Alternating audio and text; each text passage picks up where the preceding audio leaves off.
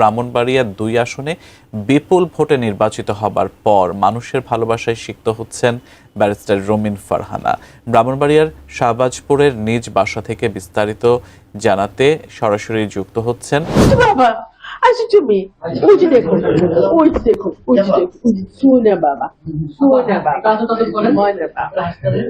BNP এখানে সর্বশক্তি দিয়ে আমার বিরুদ্ধে নেমেছিল। এই জয়টা আমার না, এই জয়টা আমার ভোটারের। সরাইটা কিছু মানুষের হাতে অলওয়েজ বন্দী থাকে। এবারের আলোচিত প্রার্থীদের মধ্যে ব্যারিস্টার রুমিন ফারহানা ছিলেন অন্যতম। শুরু থেকেই তাকে ঘিরে ছিল নানা আলোচনা সমালোচনা। বিএনপি থেকে মনোনয়ন না পেয়ে দলকেই চ্যালেঞ্জ জানিয়ে তিনি স্বতন্ত্র প্রার্থী হিসেবে নির্বাচনে অংশ নেন এবং বিপুল ভোটে জয়ী হন। নির্বাচনে বিজয়ী হওয়ার পর এবার বিএনপিকে নিয়ে মুখ খুলেছেন ব্যারিস্টার রুমিন ফারহানা। তিনি কি বললেন এবং তার এই বক্তব্যের রাজনৈতিক তাৎপর্য কী, সবকিছু জানতে আমাদের সঙ্গে থাকুন। বিস্তারিত দেখুন পুরো ভিডিওতে। বিএনপি এখানে সর্বশক্তি দিয়ে আমার বিরুদ্ধে নেমেছিল। এই জয়টা আমার না, এই জয়টা আমার ভোটারের। সরাইটা কিছু মানুষের হাতে অলওয়েজ বন্দী থাকে এবং এই মানুষগুলো এই দাঙ্গাটা হতে দেয় কারণ তাহলে তাদের কিছু লাভ হয়। সো আমি আসলে ওই সিন্ডিকেটটা ভেঙে দেবো এবং সরাইলের সিন্ডিকেট অনেকটাই ভেঙে গেছে। আমাকে তো শুধুমাত্র আমার আসলে প্রতিদ্বন্দ্বীর সঙ্গে লড়তে হয় নাই, বিএনপি এখানে সর্বশক্তি দিয়ে আমার বিরুদ্ধে নেমেছিল এবং তারা বিষয়টা এমন ভাবে নিয়েছিল যে দলের চেয়ে ব্যক্তির ইমেজ ভালো হতে পারে না। আমি রুমিন হয়েছি জাস্ট বিকজ বিএনপি একসময় করতাম এই জন্য। সো তারা বলেছিল যে রুমিনকে হারাতেই হবে এবং সদরের যিনি বিএনপির ক্যান্ডিডেট তার সঙ্গে তো আগেই আমার মামলা মোকদ্দমা হয়েছে দুটো ইউনিয়ন নিয়ে এবং সেই মামলায় আমি জিতেওছি। উনি ওনার অর্থ করি সময়, কারণ ওনার আসলে কোনো প্রতিদ্বন্দ্বী কেউ ছিল না, উনি বিনা প্রতিদ্বন্দ্বিতায় ১৪০০ কোটি টাকা ঋণ খেলাপি হওয়া সত্ত্বেও উনি এমপি হয়েছেন সদরে। তো তিনি তার সর্বশক্তি নিয়ে নেমেছিলেন এবং তিনি তার দিনের বেশিরভাগ সময় সরাইল আশুগঞ্জেই কাটান, আর বাকি সময় সরাইল আশুগঞ্জের যিনি দলীয় প্রার্থী তিনি সদরে কাটাতেন। সো এটা মোটামুটি একটা বিরাট সিন্ডিকেট এগেইনস্ট রুমিন। কিন্তু দেখুন, মানুষের শক্তির কাছে সকল কিছু তুচ্ছ, প্রশাসন তুচ্ছ, দল তুচ্ছ, সিন্ডিকেট তুচ্ছ, টাকা তুচ্ছ। মানুষের শক্তিকে আপনাকে স্যালুট করতেই হবে আপনি যদি রাজনীতি করেন। যারা আমাকে ভোট দিয়েছে, যারা আমার পেছনে শ্রম দিয়েছে, যারা দিনের পর দিন রাতের পর রাত না ঘুমিয়ে কাজ করেছে এবং যারা আমাকে অর্থ সাহায্য করেছে, যারা মোটামুটি আমার এই মাঠটাকে গত ১.৫-২ বছর ধরে প্রস্তুত করেছে। আমার এই ইলেকশনের প্রস্তুতি কিন্তু ২২ দিন বা ২৫ দিনের প্রস্তুতি না। এই প্রস্তুতি আমার ৫ই আগস্টের পর থেকে আমি প্রতি সপ্তাহে অন্তত ৪-৫ দিন এলাকায় থাকতাম। সো এই প্রস্তুতি অনেক আগের প্রস্তুতি এবং এটা আমার যেটা কবিদের প্রস্তুতি। সো এই জয়টা আমার না, এই জয়টা আমার ভোটারের। আর যারা আমাকে ভোট দেয়নি, আমার ব্যাপারে অশালীন কুৎসিত মন্তব্য করেছে বিএনপির পদধারী নেতারা, আমি তাদের কাছেও কৃতজ্ঞ। কারণ তারা যদি এতটা কদর্য আচরণ না করতো তাহলে হয়তো আমি এত ভোটের ব্যবধানে জিততাম না।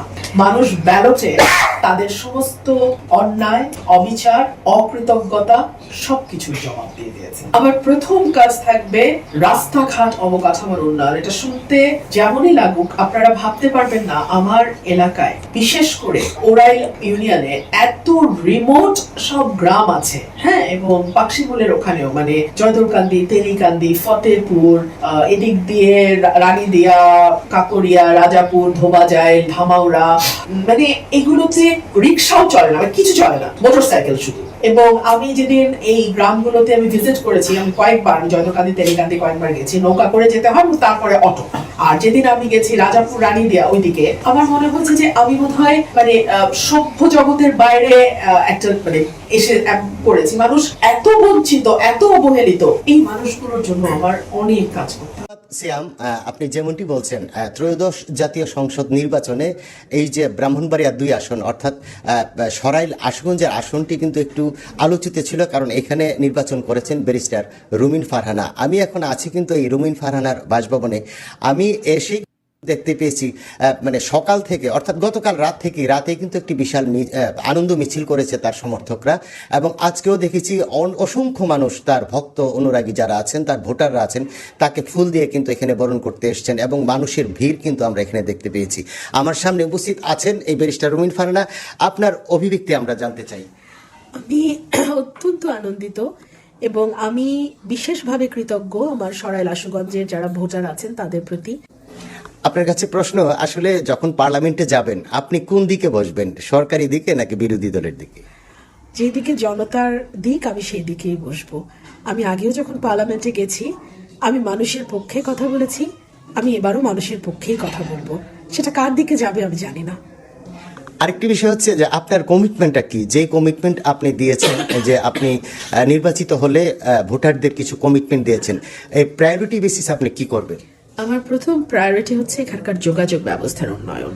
এখানে রাস্তাঘাট বলতে কিছু নাই, বিশেষ করে রিমোট এরিয়াগুলোতে একেবারেই কিছু নাই। তো সেগুলোকে আমার তৈরি করা, প্রকল্প নেওয়া, উন্নয়ন করা। 2 হচ্ছে আমাদের এলাকায় গ্যাসের সংকট তীব্র, পুরো বাংলাদেশেই তীব্র, কিন্তু ব্রাহ্মণবাড়িয়ায় তো গ্যাস আছে, গ্যাস ফিল্ড আছে। সো ব্রাহ্মণবাড়িয়ার গ্যাস আগে ব্রাহ্মণবাড়িয়ার মানুষের ঘরে যাবে, তারপরে আমি বলেছি এটা বাংলাদেশে অন্য কোথাও আপনারা নেন। 3 হচ্ছে আপনারা জানেন যে আমাদের আশুগঞ্জ বিশেষ করে একটা বাণিজ্যিক নগরী। এখানে বন্দর আছে, এখানে সার কারখানা আছে, এখানে বিদ্যুৎ কারখানা আছে। আমরা চাইলে কিন্তু এই জায়গাটাকে বিনিয়োগের জন্য একটা উর্বর জায়গা, আমরা প্রচুর বিনিয়োগ আকৃষ্ট করতে পারি। আমরা যদি বিদ্যুৎ আর গ্যাসটা রেগুলার দিতে পারি, সাপ্লাইটা যদি আমার আনইন্টারাপ্টেড সাপ্লাই হয়, আমি এখানে বিনিয়োগ আনতে পারবো, কলকারখানা হবে, কর্মসংস্থানও তৈরি হবে। তো আপনি তো শপথ নেওয়ার পরে যে মানে আপনার প্রথম কাজ, একদম 1 নম্বর কাজ কোনটা করবেন? আমি প্রথমে অবকাঠামোর দিকে তাকাবো, একদম প্রথমেই। আর এভাবে তো আসলে মুশকিল হয়ে যায়। আমার কাছে যে কাজটা প্রথম আসবে বা যেটা আমার কাছে মনে হবে যে প্রায়োরিটি লিস্টে it should take the first role, সাথে সাথে আমি সেই কাজটাই হাতে নেব ইনশাল্লাহ। ধন্যবাদ সিয়াম, আবারও আপনাকে অভিনন্দন জানাচ্ছি।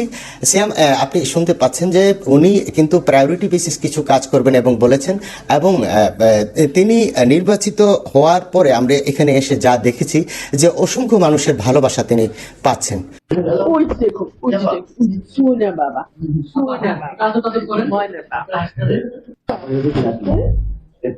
নিজে নিজের জুটি এটা।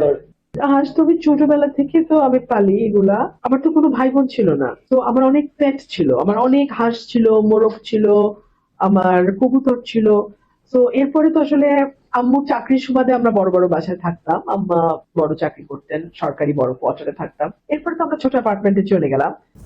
প্রিয় দর্শক, বিপুলপুরে স্বতন্ত্র প্রার্থী ব্যারিস্টার রুমিন ফারহানা বিজয়ী হয়ে বিএনপিকে নিয়ে এমন মন্তব্য আপনাদের কাছে কেমন লেগেছে? প্রিয় দর্শক, এই বিষয়টি নিয়ে অবশ্যই আপনাদের মন্তব্য আমাদের কমেন্ট বক্সে কমেন্ট করে জানাতে ভুলবেন না।